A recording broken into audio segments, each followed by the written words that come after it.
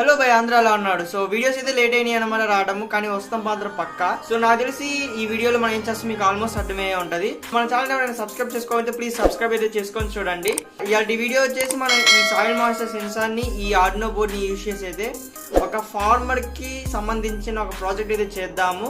Start the video. Arduino board అయితే కావాలి. Arduino వైపు వచ్చేసి మనకి అన్ని డిజిటల్ అవుట్పుట్స్ అయితే ఇస్తాడు. అయితే పవర్ ఇన్పుట్స్ అనేది అవుట్పుట్స్ అని ఉంటవి.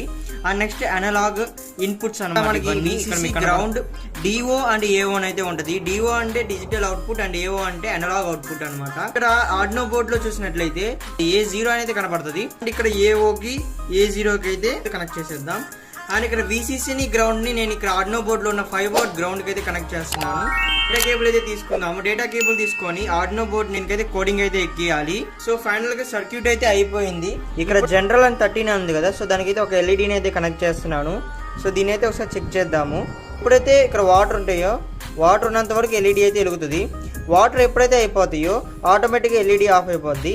సో దీన్ని బట్టి ఏం చేస్తామంటే మనము వాటర్ యొక్క లెవెల్ చూసుకొని మోటార్ని అయితే ఆన్ చేసుకోవడం ఆఫ్ చేసుకోవడం అయితే చేయొచ్చు. ఎప్పుడైతే వాటర్ లెవెల్స్ ఉంటాయో సో దాని రెడ్ లైట్ అయితే వెలుగుంటుంది. అండ్ ఎప్పుడైతే వాటర్ లెవెల్స్ అయితే ఆగిపోతాయో లేదా అయిపోతాయో ఆటోమేటిక్గా లైట్ అయితే ఆఫ్ అయిపోద్ది. So that's today's video. Thank you for watching.